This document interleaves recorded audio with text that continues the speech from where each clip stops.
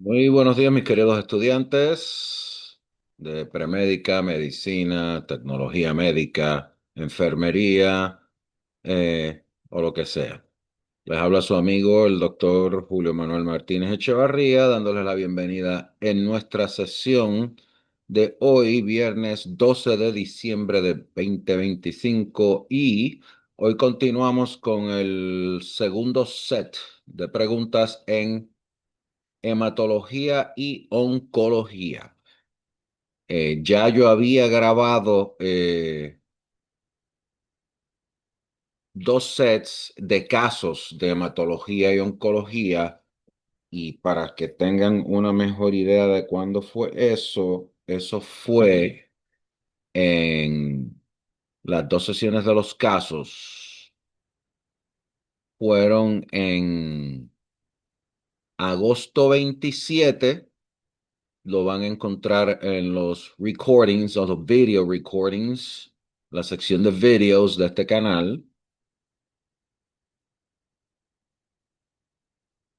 Agosto 27.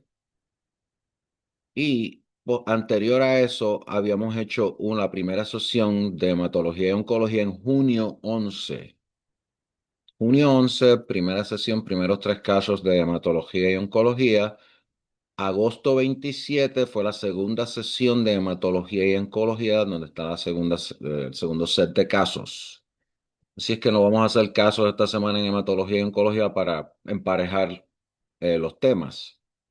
Tenemos nuestras preguntas de discusión hoy.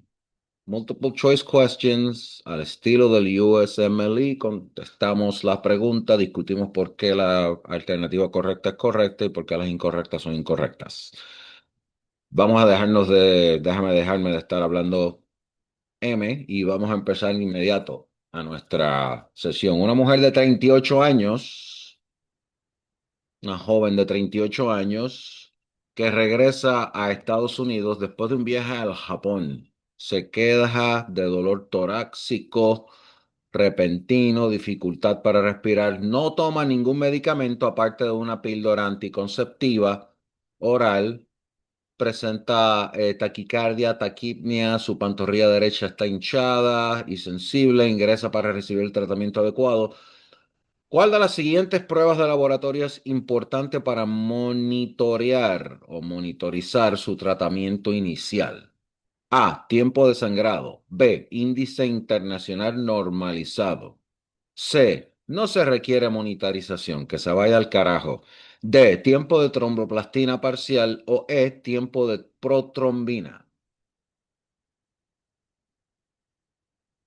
Y la respuesta correcta es la D, de dedo. Tiempo de tromboplastina parcial. Esta paciente probablemente presenta una trombosis venosa profunda, TVP, complicada por una embolia pulmonar. Está predispuesta a la trombosis venosa profunda. Vamos a abreviarla como TVP, P de pato, por las largas horas de inactividad y el uso de anticonceptivos orales. Y este viaje a Japón, que lo más seguro se rajó de 8 a 12 horas, dependiendo de dónde salió, eh, complican su cuadro clínico. Y aparte de eso, el uso de anticonceptivos orales, la heparina no fraccionada sería el tratamiento inicial más adecuado, por lo menos al momento en que se redactó esta pregunta. Actúa catalizando la activación de la antitrombina 3, disminuye el nivel de trombina disponible e inhibe el factor 10A. El grado de heparinización se puede monitorear o monitorizar, depende como a usted le dé la gana pronunciarlo, midiendo el tiempo de tromboplastina parcial, el TTP, que esta mide la vía intrínseca de la coagulación. La respuesta A, el tiempo de sangrado, es incorrecto. El tiempo de sangrado mide la función plaquetaria de las plaquetas. Cualquier trastorno de la función plaquetaria o uno que la afecte, como la enfermedad de von Willebrand's, provocaría un aumento del tiempo del sangrado, pero eso no aplica en este caso. B. El índice internacional normalizado, el INR,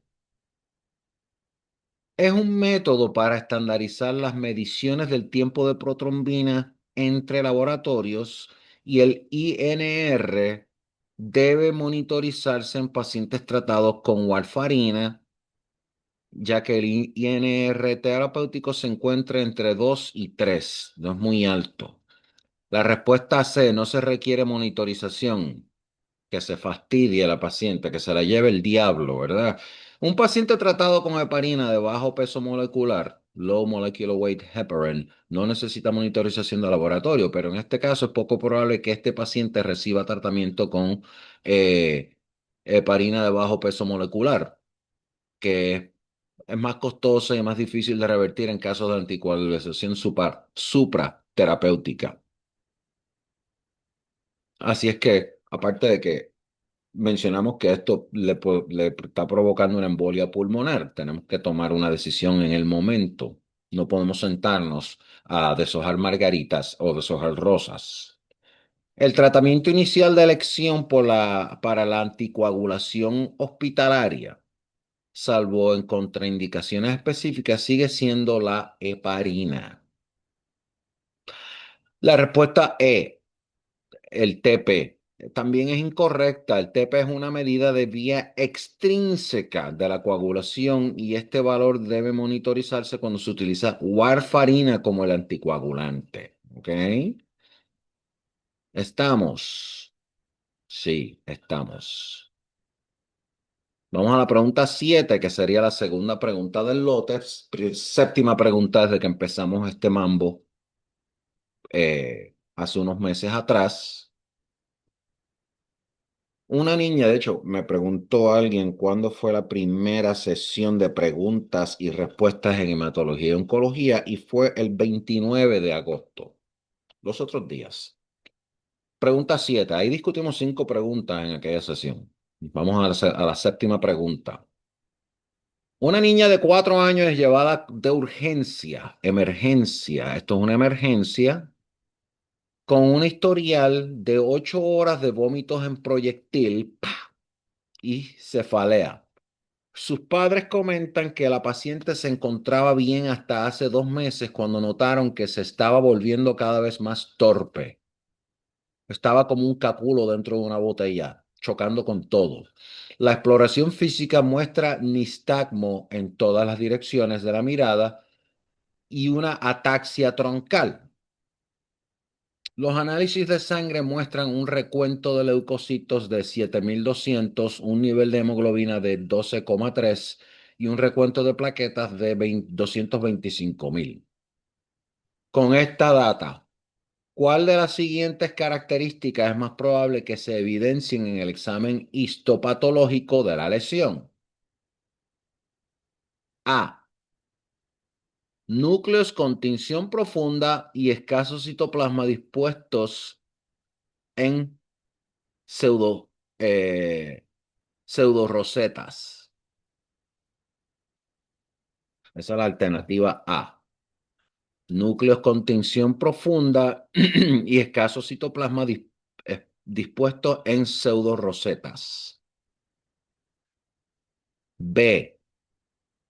Células pleomórficas y anaplásticas con focos de necrosis en empalizada. C. Células redondas regulares con núcleos esféricos y cromatina finamente granular, rodeada de un citoplasma claro, como si fuera una clara de huevo. D. Células epiteliales escamosas estratificadas incrustadas en un estroma retículo esponjoso con gliosis periféricos prominentes. A puñales, ¿qué? Células epiteliales escamosas estratificadas, incrustadas en un estroma reticular esponjoso con gliosis periféricas prominentes. Sonó bien científico eso, ¿verdad? La E, verticilos de células meningoteliales con unos núcleos ovalados con un citoplasma indistinto y cuerpos de Samoma bodies. Y no, esa no es la contestación correcta. La contestación correcta sería la primera alternativa. Los dichosos núcleos con tinción profunda y escasos citoplasmas dispuestos en pseudo rosetas. Los síntomas de aumento de la presión intracraneal, náuseas, vómitos, junto con signos cerebelosos de nistagmo, perdonen, al igual que la ataxia en un niño pequeño, esta niñita tiene apenas 4 años, son altamente sospechosos de un diagnóstico de un meduloblastoma que se origina en el cerebelo, cerebellum, no en el cerebro. ¿Qué sucede? Que esta lesión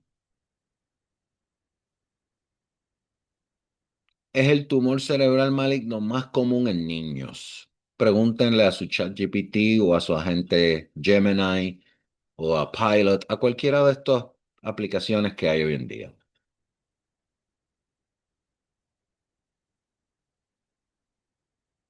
Histológicamente, vamos a ver células tumorales pequeñas con citoplasmas reducidos y unos núcleos en forma de media luna, con una tinción profunda debido a la alta actividad mitótica. ¿Cómo van a estar alineados? Dispuestos en pseudorosetas, formando unas láminas de células anaplásticas. Y estos tumores suelen responder a la radioterapia. La respuesta B. La respuesta B nos decía, nos mencionaba células pleomórficas y anaplásticas con focos de necrosis en empalizada, y esta es la descripción característica del glioblastoma multiforme en el tumor cerebral primario más común en adultos, generalmente localizado en la corteza cerebral y suele presentarse con cefalea intensa, síntomas compatibles con un aumento de la presión intracraneal, y el pronóstico es malo en nosotros, los adultos, con la mayor parte de la mortalidad durante el primer año, y una tasa de supervivencia a 5 años cercano a cero. Y el glioblastoma multiforme es poco frecuente en niños. En los niños, lo más frecuente que vamos a encontrar va a ser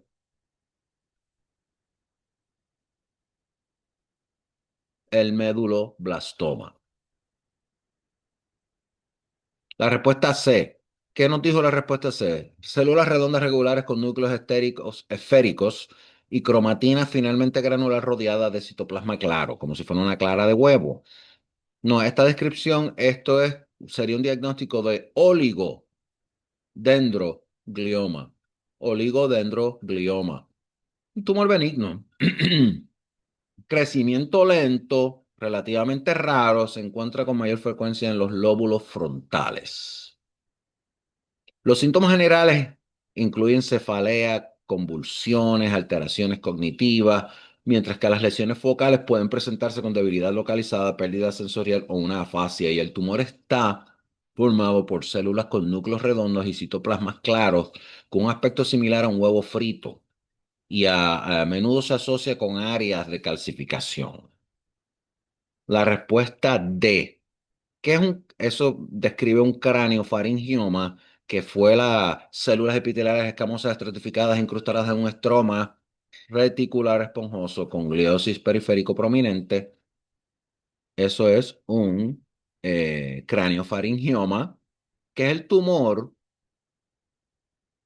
supratentorial más común en niños. ¿Cuál es el tumor supratentorial más común en niños? Un craniofaringioma. ¿Y esto deriva de dónde? ¿De dónde rayos sale esto? Restos embriológicos de la bolsa de Rathkesh, del Rathkesh pouch. Y la presentación clínica suele incluir cefaleas intensas, alteraciones visuales y retraso del crecimiento. Y esto es secundario a disfunciones hipofisiarias, y la incidencia alcanza al punto máximo en niños en la quinta década y en la quinta década de la vida. Entonces, la respuesta E. Era otra de estas respuestas larguitas, bien lindas, de lo más monas, que decía verticilos de células meningoteliales con núcleos ovalados, con citoplasma indistinto y samoma babris, cuerpo de samoma. Esa es la descripción de un meningioma. Una neoplasia intracraneal primaria benigna localizada, si hay un meningioma, está en los meninges. Y clínicamente estos tumores suelen presentarse con convulsiones o un déficit neurológico que empeora poco a poco, gradualmente, con el tiempo, porque debido al efecto de la masa y los síntomas focales pueden variar según la ubicación. Más sin embargo, es poco probable que una neoplasia de origen meningio presente hallazgos radiológicos localizados en la vermis cerebrosa, como en el caso de la niña. Vamos a la pregunta número 8, que sería la tercera pregunta del lote del día de hoy. Un joven de 17 años acude a urgencias con dolor abdominal intenso. Las pruebas de laboratorio muestran un déficit de uroporfirinógeno 1. Estamos pensando en porfiria. Este uroporfirinógeno 1 sintetasa y un exceso de gamma amino lebulinato y un porfobilinógeno en la orina. O sea, la orina se tiñe color malta. Malta, la bebida, no la mata, no el país. Eh, ¿Cuál de los siguientes síntomas probablemente también estaría presente en este paciente? A, hipotensión. B, no, mentira, mentira. Para atrás, para atrás, para atrás. A, dolor torácico. B, hipotensión. C, trastornos neuropsiquiátricos. D, polifagia. E, rigidez en el cuello. Knuckle rigidity. Y la respuesta correcta es trastornos neuropsiquiátricos. Este paciente padece de porfiria intermitente aguda, que es un trastorno autosómico dominante causado por la deficiencia de uroporfirinógeno 1 sintetasa. La acumulación de niveles tóxicos de gamma aminolebulinato, ALA, y porfobilinógeno provoca síntomas asociados como el dolor abdominal, más del 90% de los casos, neuropatías, hipertonía simpática y trastornos neuropsiquiátricos como ansiedad, depresión, convulsiones y paranoia. They're out to get me. Y la porfiria intermitente aguda, o el PAI, o el PIA, casi nunca se presenta antes de la pubertad. Y puede ser difícil de diagnosticar debido a su naturaleza aguda. Y si no se trata, puede provocar parálisis y muerte. Y el problema de esto es que es bien difícil al sol de hoy, 2021, de diagnosticar. Y muchas veces, si los médicos en la sala de emergencia se vuelven locos tratando de buscar, consultan con todo el mundo, con medicina interna, con neurología, con gastroenterología, con nefrología y hasta hacen referidos psiquiátricos. Yo vi eso, yo he visto eso. Y es cuestión de tomar una muestra de orina del paciente si no sospecha esto y exponerla a la luz. Y la orina se va a tomar color malta o cerveza negra. Ese colorcito así. La respuesta A, dolor torácico, no es correcto. El diagnóstico diferencial del dolor torácico es bien amplio. E incluye etiologías cardíacas, pulmonares, gastrointestinales, musculoesqueletales, de cuanta madre hay.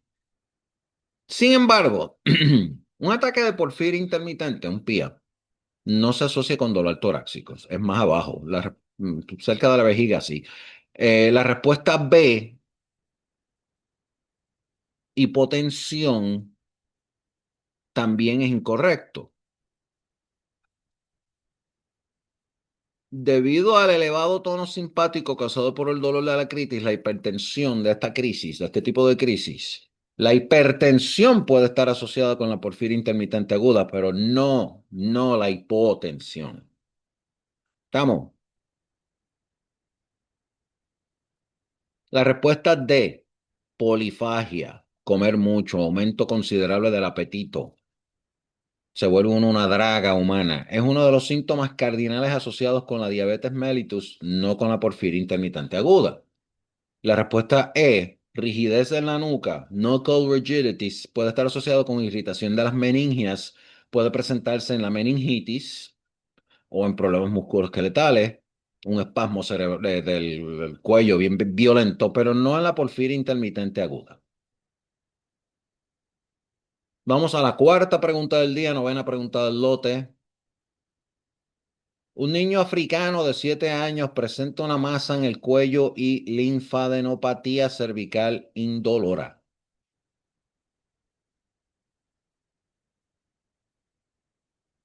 En la nasofaringoscopía se observa una masa que surge en la nasofaringe. Se biopsia la masa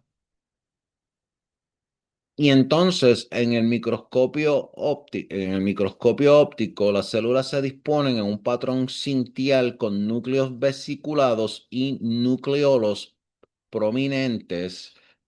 Eh, la inmunohistoquímica sale compatible con carcinoma nasofaringiono no queratinizante indiferenciado o indiferenciado. ¿Qué otra neoplasia maligna se asocia el virus asociado a este carcinoma como se muestra en la imagen que describimos? A. Leucemia de linfocitos T del adulto. ¿Cuántos años tiene este niño? 7. ¿Cómo carajo? Perdón, va a ser la A. Leucemia de linfocitos T del adulto. Es un niño. B. Linfoma de Burkitt's. C. Carcinoma cervical en la nasofaringe. Carcinoma hepatocelular. Y E. Sarcoma de Kaposi. Kaposi sarcomas. Y la contestación correcta aquí es un linfoma de Burkitt's. Burkitt's linfoma. Y el virus es el famosísimo y susodicho Epstein-Barr virus, que está estrechamente asociado con los casos de linfoma de Burkitt. ¿Dónde? ¿De dónde salió el niño? De África y también con el SIDA. Mediante microscopía óptica, el linfoma de Burkitt se presenta una apariencia clásica de cielo estrellado. Parece como si estuvieras de noche en, en Punta Aguilarte, mirando el cielo. Sin telescopio se ve una constelación de estrellas fantásticas. Acá yo lo he visto en Arizona y lo he visto en El Paso. Eh, El Paso es relativamente desértico. Y apariencia clásica de cielo estrellado no son estrellas.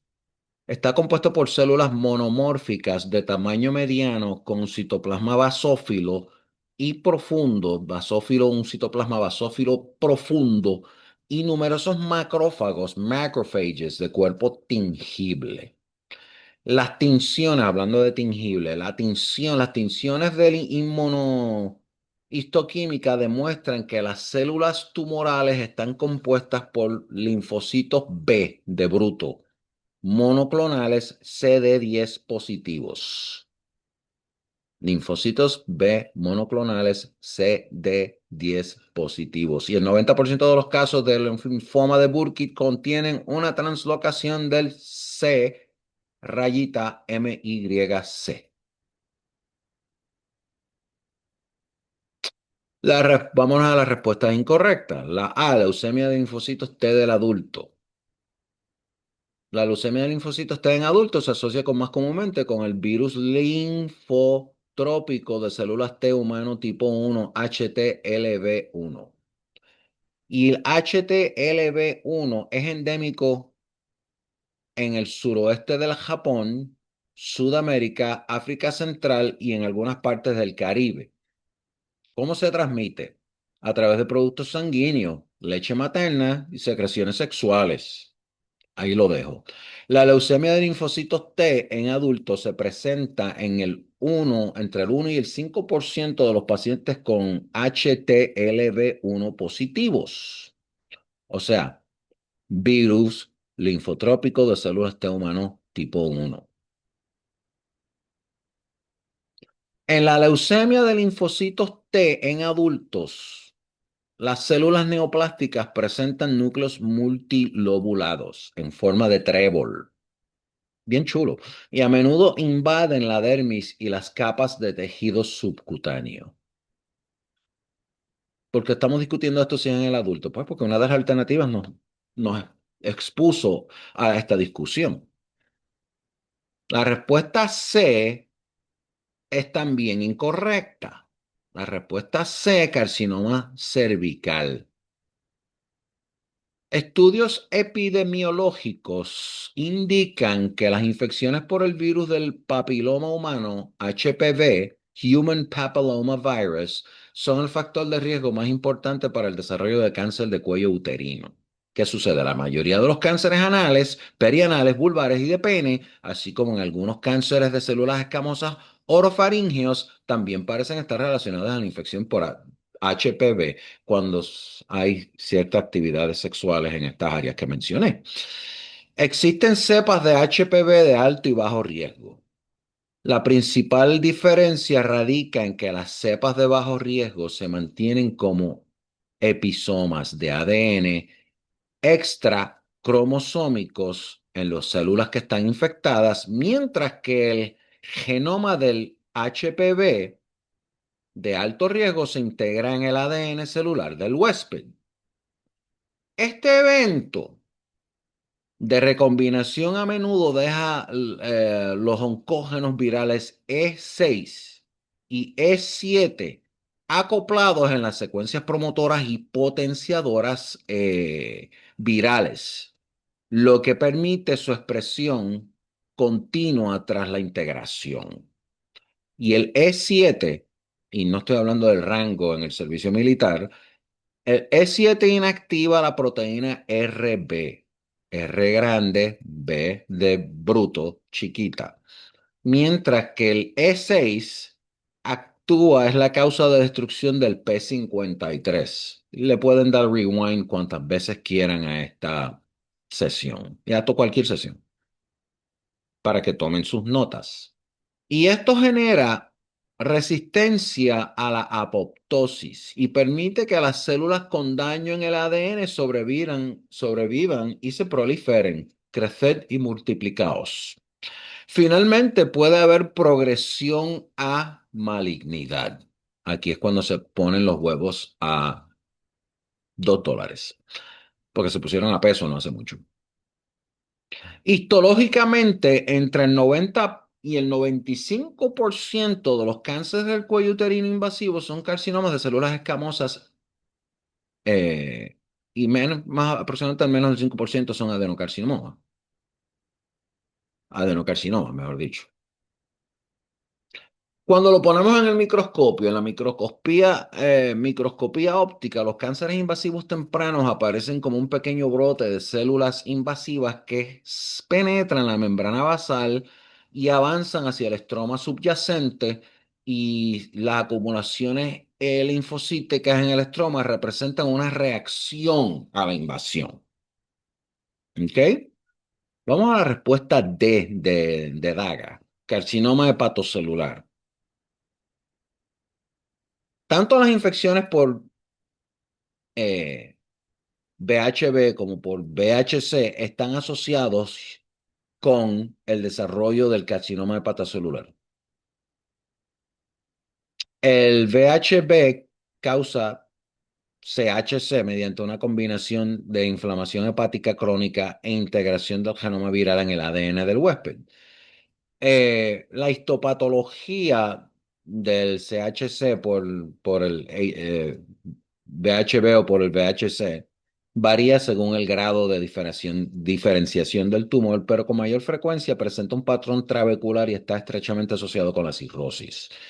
Y estamos hablando aquí de hepatitis B, hepatitis C, VHB, VHC. El carcinoma hepatocelular es CHC. La respuesta E también es incorrecta. Sarcoma de Kaposi, Kaposi sarcoma. Se han identificado, bueno, que yo me acuerdo, por lo menos 8 segmentos del genoma del virus del herpes humano en más del 90% de los pacientes con Kaposi sarcoma. Y esto sugiere un papel causal. Y el sarcoma de Kaposi o el Kaposi sarcoma está causado por la proliferación de las células fusiformes a partir de un único clon de origen endotelial, endothelial origins. Hallazgos histológicos incluyen proliferación de células fusiformes, espacios vasculares prominentes en forma de hendidura y una extravasación de eritrocitos. Amén. Vamos a la última pregunta, la quinta pregunta del día, la décima pregunta del lote desde que empezamos este rico y delicioso tema. Un hombre de 22 años acude a urgencias con hemorragia mucosa y epistaxis. No era que estaba sacándose los mocos con los dedos. Las pruebas de laboratorio muestran un aumento del tiempo de sangrado y del tiempo parcial de tromboplastina. Su madre, la del paciente, sufrió anemia durante toda su vida y requirió varias transfusiones de sangre tras una operación menor. Esto como que es bien... eh, eh, bien probado, highly tested. ¿Cuál de los siguientes es el diagnóstico más probable? Déjame repetir esto para que puedan acertar, because this is a high yield question. Esto es un tema que se prueba mucho en estos exámenes y se supone que todos lo sepamos. Chico de 22 años, emergencias médicas, tiene una hemorragia mucosa y epistaxis. Pruebas de laboratorio muestran un aumento del tiempo de sangrado, aumento del tiempo del sangrado y del tiempo parcial de tromboplastina. Su mamá, su madre, sufrió anemia durante toda su vida y requirió varias transfusiones de sangre, inclusive tras una operación menor. Y esto puede suceder también en el dentista, cuando el paciente va al dentista. Las opciones, ¿cuáles de las siguientes son los diagnósticos más probables? A. Síndrome de Bernard-Soulier. B. Trombocitopenia de Glanzmann. C. Hemofilia A. D. Deficiencia de vitamina K. E. Enfermedad de von Willebrand. Dun, dun, dun, dun, dun, dun, dun. Von Willebrand's disease. Enfermedad de von Willebrand es la E. Y esto es clásico. Este paciente padece enfermedad de von Willebrand, trastorno que es un trastorno hemorrágico hereditario y resulta ser el más común de estos trastornos hereditarios hemorrágicos. Es el más común y este trastorno es resultante de problemas funcionales con el factor de la EVW, von Willebrand Factor. Y este factor actúa ligando no es que se ligue, se vaya a los baños de las mujeres cuando se están bañando a mirarla, como ligando para la adhesión plaquetaria a la pared vascular dañada. También en el transportador plasmático del factor 8. Y la enfermedad puede adquirirse por neoplasia maligna, autoinmunidad o farmacoterapia a través de anticuerpos dirigidos contra el factor Van Willebrand o puede heredarse típicamente con un patrón autosómico dominante, que fue lo que le pasó al muchacho aquí. ¿Se acuerdan que le mencioné a su madre, la madre del muchacho? Los hallazgos de laboratorio en la enfermedad de von Willebrand, disfunción plaquetaria y ausencia de transportador del factor 8 resultan en un aumento del tiempo de sangrado y un aumento en la TTP. ¿Ok? Tromboplastina.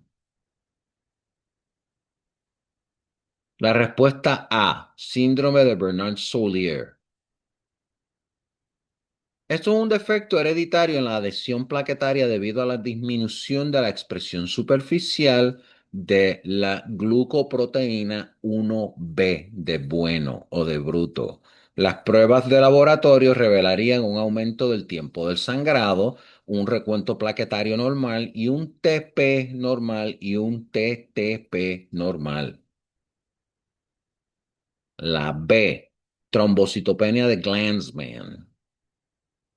Esto es un trastorno autosómico recesivo en el que las plaquetas carecen del receptor de la glucoproteína 2B y 3A, que normalmente se une al fibrinógeno, janguean juntos, se dan el palo juntos. Y este defecto provoca una agregación plaquetaria anormal, pero el TTP es normal. La respuesta C, hemofilia A. Eso es un trastorno ligado al cromosoma X, cromosoma 10, que causa deficiencia del factor 8. Entonces las hemorragias se producen con frecuencia en las articulaciones en el espacio retroperitoneal. Y las pruebas de laboratorio revelarían el TTP elevado y un tiempo de sangrado normal, ya que no existe un trastorno plaquetario inherente. Así es que el tiempo de sangrado va a ser normal. La respuesta D, de Daga. Deficiencia de vitamina K altera los factores de coagulación 2, 7, 9 y 10, cuya función depende de la carboxilación mediante la vitamina K. Las pruebas de laboratorio revelarían un TP elevado, un TTP también elevado. Y claro, deficiencia en los factores que mencioné, de los factores 2, 7, 9 y 10. Estamos. Con esto terminamos nuestra segunda sesión de hematología y oncología en el repaso para la reválida criolla USMLE Step 1, ciencias básicas en español que usualmente se dan en Puerto Rico. Eh, Estos son preguntas retiradas. Alguien me preguntó, son preguntas retiradas que eventualmente tenemos acceso y traducidas al español, al castellano. Sin más al respecto, nos vemos la semana que viene. Repito, ya tenemos cuadrado 2 sesiones de preguntas de multiple choice en hematología y oncología. Tenemos cuadrado 2 sesiones ya de casos que ya había presentado. Por eso es que esta semana no presenté casos de hematología y oncología. Eh, Les agradezco mucho su atención. Si les gusta el vídeo, denle like. Si no les gusta, pues por ahí está la puerta. Suscríbanse. Nos vemos la semana que viene con otro fascinante tema. Y de hecho, déjame, ya que estoy aquí con mi calendario, la semana que viene me encanta el tema, es músculo esqueletal. Porque ya, por ejemplo, a mi edad, a los 62 años, que el cuerpo te está gritando no más, no más, como hizo Durán en una pelea en el 81 contra Leonard. No más, no más. Aunque la mente, el cerebro te hace pensar que todavía eres un duraco, que eres un caballota, que puedes correr un montón de millas, pedalear un montón de kilómetros, nadar un montón de una milla y ser la hostia humana, como me pasa a mí. Y realmente, pues, cuando el sistema musculoesqueletal empieza a ponerse ya un poco viejo, dicen, no, not me. So, nos vemos la semana que viene y gracias nuevamente por su atención. Chao, chao.